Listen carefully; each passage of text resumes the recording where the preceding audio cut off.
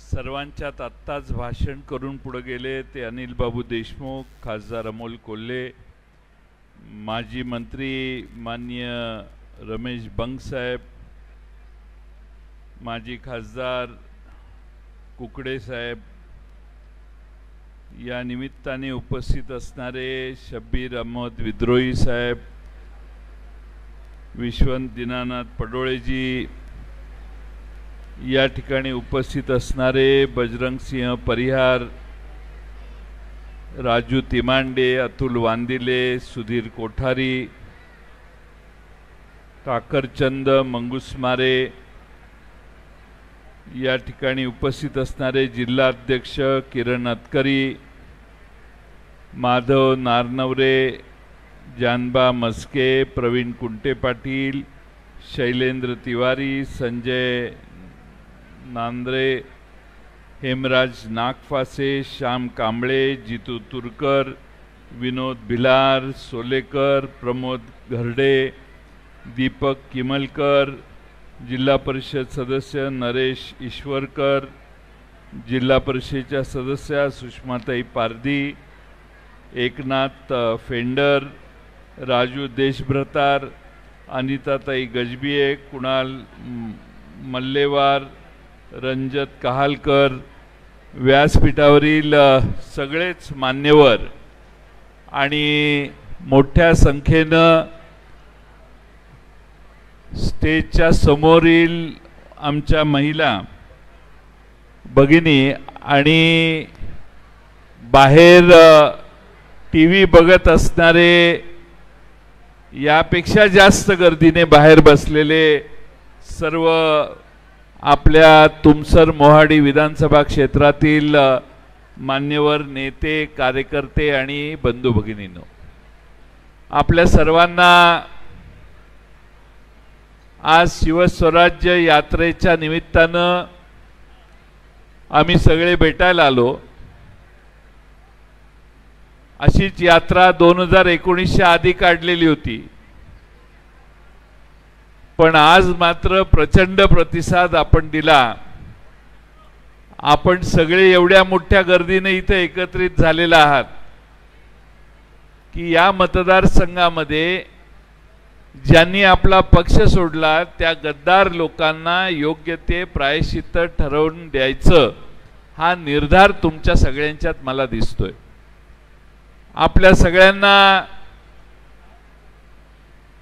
या मतदारसंघात मागच्या वेळी राष्ट्रवादीच्या विधानसभेला उमेदवार निवडून देण्याचं काम तुम्ही केलं, पण त्या आमदारांनी आपल्या सगळ्यांना दगा दिला, शरद पवार साहेबांना दगा दिला आणि त्यामुळं आज पुन्हा शिवस्वराज्य यात्रेत नवे आमदार, नवा उमेदवार हुडकण्याची जबाबदारी आता आपल्या सगळ्यांच्यावर पडलेली आहे। या मतदारसंघामध्ये नवा चेहरा द्यावा, तुम्हा सगळ्यांची ताकद शरद पवार साहेबांच्या मागे उभी राहावी आणि पुन्हा एकदा 2019ला जो इतिहास घडवला तोच इतिहास घडवण्याची जबाबदारी आपण सगळ्यांनी घ्यावी, म्हणून आज आम्ही सगळे आपल्या दारात आलेलो आहे। आपल्या भागातले अनेक प्रश्न आहेत जे सध्याच्या सरकारने सोडवलेले नाहीत। मग अतिवृष्टीचं नुकसान झालं, ती नुकसान भरपाई मिळाली नाही। भंडारा बालाघाट रस्ता प्रश्नामुळे लोकांना त्रास होतो, अनेकांचे ॲक्सिडेंटमध्ये प्राण त्या रस्त्यावर गेलेले आहेत आणि प्राथमिक शाळांच्याकडे या मतदारसंघात अक्षम्य दुर्लक्ष झालेली आहे। आपली मुलं ज्या शाळेत जातात त्या शाळेच्या व्यवस्था या सरकारला आणि इथल्या आमदारांना चांगल्या करता आल्या नाहीत, ही सामान्य माणसाच्या मनातली खंत आहे। आरोग्याचा व्यवस्था गंभीर आहे, आरोग्याची व्यवस्था चांगलं आपल्यासाठी काम करत नाही आणि म्हणून या सगळ्या प्रश्नात आपल्याला सरकारकडून बऱ्याच अपेक्षा असतात, पण ज्या तहसील कचेरीत गेलं तर तिथं पैसे दिल्याशिवाय एकी काम होत नाही, पंचायत समितीत गेला तरी तीच परिस्थिती, आणि त्यामुळं सामान्य माणसं पुन्हा एकदा या मतदारसंघातली त्रस्त झाली आहेत. म्हणून विधानसभेच्या आधी जी लोकसभा झाली त्या लोकसभेच्या निवडणुकीत आपण अतिशय उत्तम मतदान केलं आणि पुन्हा ताकदीनं देशामध्ये महाविकास आघाडीच आली पाहिजे, इंडिया आघाडी आली पाहिजे हे आपण ठासून सांगितलं. लोकसभेची निवडणूक झाली आणि निवडणूक झाल्यानंतर सरकार घाबरलं आणि घाबरलेल्या सरकारने आपल्या तिजोरीचं दाढ काढून बाजूला ठेवलं. आता हे सरकार एवढं घाबरलेलं आहे की म्हणाल त्या गोष्टी तुम्हाला द्यायची या सरकारची तयारी आहे. योजना सरकार जाहीर करतंय, त्या योजना तुम्हाला कळाव्यात म्हणून जाहिराती करतंय. जाहिराती करून देखील सरकारला समाधान नाही म्हणून आता तुमच्या घराघरापर्यंत 10,000 रुपये पगाराचा मुलगा नेमणार आहेत, मुलगी नेमणार आहेत आणि घरात येऊन ते माणसं सांगतील या सरकारने तुम्हाला अमका अमका दिलेला आहे. पैसा सरकारचा आहे, यांच्या खिशातला नाही आहे. सरकारच्या खिशातला पैसा वाटायचं काम सध्या चालू आहे आणि तरीही महाराष्ट्राच्या सरकारला आत्मविश्वास नाही. आपण निवडून येऊ किंवा नाही याची आजही त्यांच्या मनात शंका आहे. उद्याच्या निवडणुका 2 महिन्याच्या काळात होतील, कदाचित 1.5-2 महिन्यात निवडणुका होत असतील तर आपणही तेवढीच तयारी सगळ्यांनी केली पाहिजे. या ठिकाणी आपण सगळे किरण अटकरी असतील, नरेंद्र ईश्वरकर असतील, आमचे एकनाथ फेंडर असतील, या सगळ्या आमचे मुंगुसमारे असतील, आमचे खासदार मधुकर कुकडे असतील, हे सगळे निवडणुका लढवण्यासाठी इच्छुक आहेत असं माझा अंदाज आहे. आणि त्यामुळं यांना निवडणुकीला लढवायत असताना आपण सगळ्यांनी एक मताने काम केलं पाहिजे. आता एवढी जण आहेत, 4-5 जण की उमेदवार निवडणं अवघड आहे. प्रत्येक कोण कुणाला कमी नाही आणि या ठिकाणचे मोठे नेते गेल्यानंतर तुम्ही पक्ष टिकवलेला आहे, पक्ष जिवंत ठेवलेला आहे आणि पक्षाच्या व्यासपीठाला सतत महत्त्व येईल असं काम तुम्ही सगळ्यांनी केलेलं आहे. आणि म्हणून आपण सगळे 2दा-3दा मुंबईला येऊन गेले.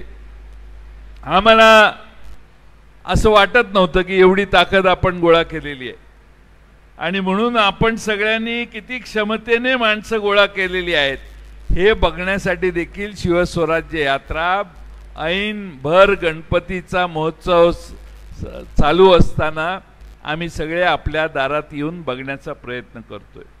मला सगळ्यात तुमचं कौतुक वाटतं की जेवढे पुरुष आहेत बहुतेक तेवढ्याच महिला तुम्ही गोळा केलेले. त्यामुळे महिलांना देखील तेवढाच मान आपण सगळ्यांनी दिलाय. संघटनेमध्ये प्रचंड मोठ्या संख्येनं सगळी घरातली कामं सोडून सकाळी 10 वाजल्यापासून 9 वाजल्यापासून तुम्ही इथं येऊन बसलेला, त्याची आम्हा सगळ्यांना जाणीव आहे. तुम्हा सगळ्यांना एवढीच विनंती आहे की महाराष्ट्रातलं युतीचं सरकार घालवण्यासाठी तुम्हा सगळ्यांचा आशीर्वाद मिळाला पाहिजे.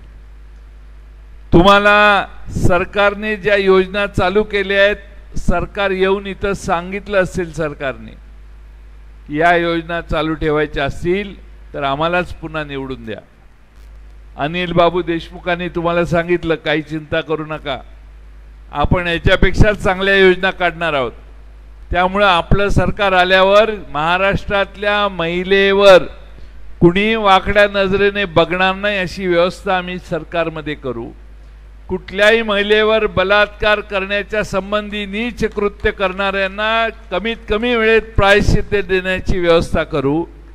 आमची लहान मुलं मुली शाळेत जातात, त्यांच्यावर अत्याचार कुणी करणार नाही याची खात्री आम्ही महाराष्ट्राला देऊ. आणि त्यामुळं आज लाडक्या बहिणी सुरक्षित नाहीत ही समाजात पसरलेली भावना आम्ही कमी करण्याचा प्रयत्न करू आणि आमच्या लाडक्या बहिणीच्या केसालाही धक्का लागणार नाही अशी व्यवस्था महाराष्ट्रात आम्ही निर्माण करून देऊ. हा आमचा महाविकास आघाडीच्या वतीनं आपल्या सर्वांना शब्द आहे. शेवटी जगण्याच्या व्यवस्था उत्तम नसतील तर बाकीच्या पैशाला काय घेऊन करायचं. आणि म्हणून जगण्याच्या व्यवस्थेत आपली मुलं शाळेत जातात त्या उत्तम शाळा झाल्या पाहिजेत. आपण ज्या प्राथमिक आरोग्य केंद्रात जातो, जिल्हा रुग्णालयात जातो, ती उत्तम सेवा तिथं तुम्हाला मिळाली पाहिजे. तुमच्या सगळ्या शेतीच्या पाण्याचे प्रश्न असतील. आता धापेवाडा सिंचन योजना प्रलंबित आहे. मी या खात्याचा मंत्री असताना बऱ्याच बैठका झाल्या, त्याला गती देण्याचं काम केलं. फॉरेस्टचे काही प्रश्न होते, पण ह्या सगळ्या योजना पूर्ण झाल्यानंतर आपण सुजलाम सुफलाम होणार आहे, आपली प्रगती होणार आहे. आणि त्याकडे मात्र या सरकारचं आज लक्ष नाही. सरकारचं लक्ष कशाकडे आहे? सरकार रस्ते बांधतं, कोणी मागत नाही तरी मोठे मोठे रस्ते जे अस्तित्वात नाहीत नकाशावर रेषा मारतात आणि तसे रस्ते करायला हे सरकार लागलेलं आहे. जे आज अस्तित्वात आहेत रस्ते, त्या रस्ते बाजूलाच राहिले, नवीनच रस्ते काढायला लागलेत. एक सगळ्या महाराष्ट्रात शक्तिपीठ रस्ता म्हणून एक रस्ता काढलेला आहे. काय तर वेगळ्या राज्यातल्या आपल्या महाराष्ट्रातले जे तीर्थक्षेत्र आहेत त्यांना जोडणारा रस्ता. मागणी कुणीच कधी केली नाही. आणि हा रस्ता जसा दक्षिणेकडे जातो तशा जमिनीच्या किमती अवाच्या सवा झालेल्या आहेत. पण प्रचंड खर्च करायचा आणि मागणी नसणारे रस्ते करायचे, त्याऐवजी मागणी असणारं धरण लवकर पूर्ण कसं करता येईल, मागणी असणारे रस्ते कसे पूर्ण करता येतील, आणि आमच्या आया बहिणींची मुलं ज्या शाळेत जातात त्या शाळा कशा सुधारता येतील हे बघण्याचं काम केलं पाहिजे. आणि सगळ्यात महत्त्वाचं म्हणजे महाराष्ट्रातली महागाई पूर्ण कमी केली पाहिजे. आज तुम्ही बाजारात गेला आणि बाजारामध्ये 100 रुपये खर्च केले तर 100 रुपयातले 18 रुपये सरकार कापून घेतं जीएसटी. तुम्ही जी वस्तू विकत घेता ती 82 रुपयाचीच असते, खरी किंमत त्याची 82 रुपये. 18% जीएसटी भरता तुम्ही. त्यामुळे तुम्ही घर चालवलं 50,000 रुपयात तर 50,000 रुपयात जीएसटी नावाचा जो कर आहे, विक्री कर, तो कर 5% पासून 28% पर्यंत आहे. तुमचा तरुण मुलगा मोटरसायकल तुमच्याकडे मागितली आणि तुम्ही मोटरसायकल खरेदी करायला, स्कूटर खरेदी करायला जर बाजारात गेला तर त्या स्कूटरवर कर आहे 28%. 28%. 1 लाख रुपयाची स्कूटर असेल तर 28,000 रुपये सरकारला द्यायचे आणि मग स्कूटर आपल्या घरी घेऊन यायला लागते. तुम्ही 4 चाकी गाडी घ्यायला गेला, जीप खरेदी केली, मोठी 4 चाकी गाडी, तरी त्याच्यावर 28% कर. पण तुमच्यातल्या कुठल्या आमच्या भगिनीला हेलिकॉप्टर विकत घ्यायचं असेल तर ते मात्र स्वस्त आहे, 5%च कर आहे त्याच्यावर. असं हे सरकार आहे. हेलिकॉप्टर खरेदी करणाऱ्याला सूट,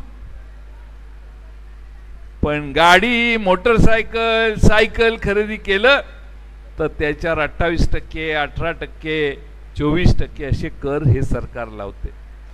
आणि म्हणून आधीच 80 रुपयाची वस्तू 100 रुपयापर्यंत महाग झाली.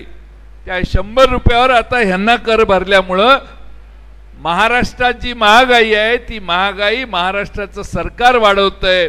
प्रचंड मोठा जीएसटीचा कर या देशातल्या जनतेवर आकारण्याचं पाप केंद्र आणि राज्य सरकारने केलेलं आहे. त्यातून तुमची सुटका करण्याची गरज आहे. त्यामुळं तुमच्या आयुष्यात, तुमच्या संसारात जर तुम्हाला चांगल्या पद्धतीने जगायचं असेल तर महागाई महाराष्ट्रातली कमी झाली पाहिजे. तुमच्या शेतीमालाला चांगला दर मिळाला पाहिजे, धानाला चांगला दर मिळाला पाहिजे, कपाशीला चांगला दर मिळाला पाहिजे. शेतकऱ्यांच्या समस्या सोडवणारं महाराष्ट्रातलं सरकार असलं पाहिजे.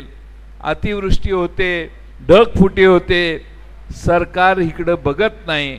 सरकारच्या सगळे कार्यक्रम टीव्हीवर बघा तुम्ही. आता आपण हे बाहेरच घेणार होतो आजचा कार्यक्रम मैदानात, कारण एवढी गर्दी आहे. पण सरकारचा कार्यक्रम असला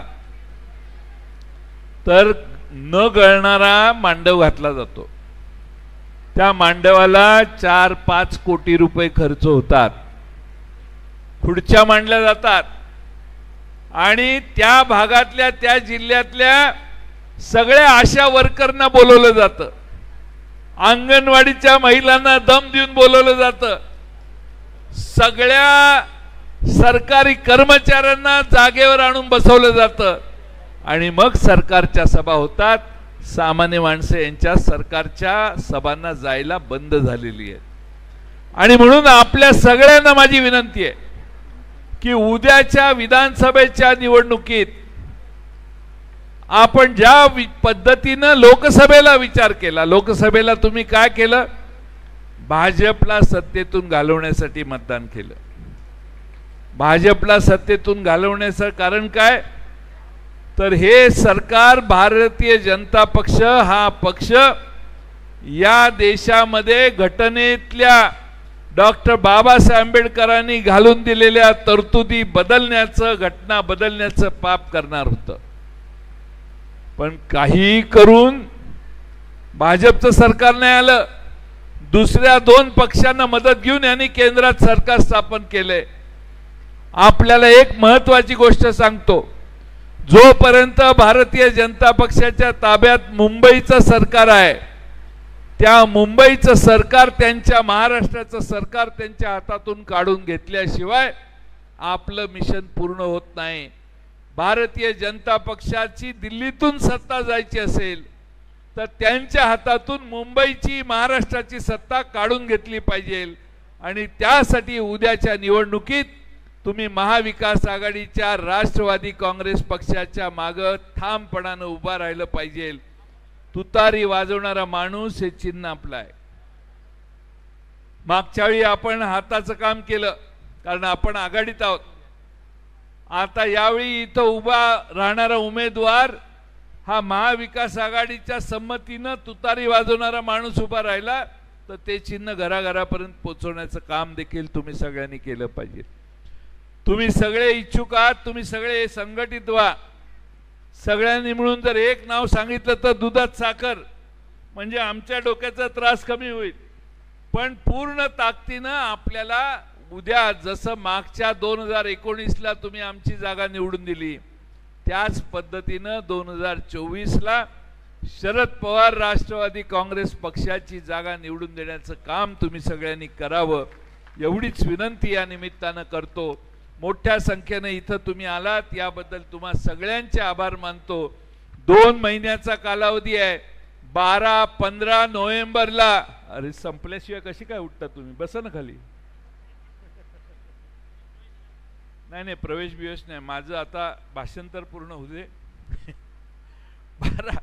12-15 नोव्हेंबरच्या दरम्यान निवडणूक होईल.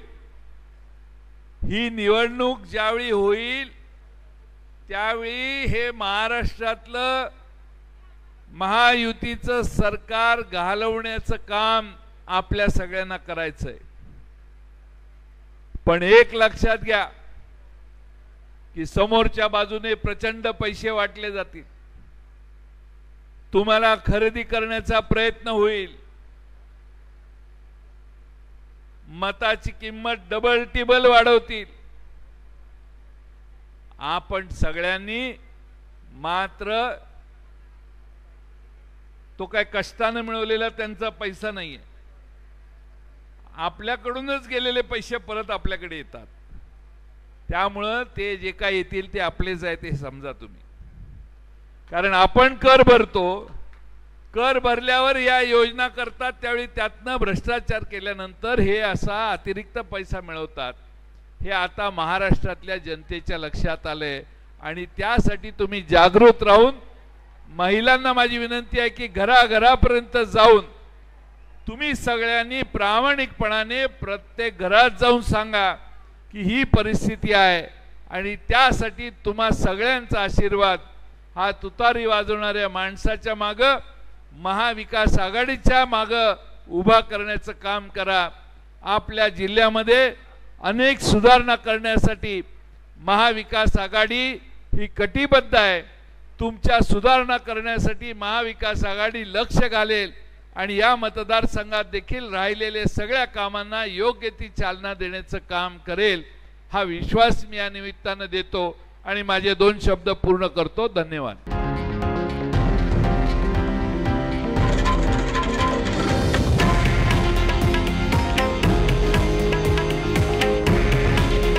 हे आहे देशातील नंबर 1 न्यूज नेटवर्क आणि आपण पाहत आहात TV9 मराठी. काळजी तुमची, हित महाराष्ट्राचं.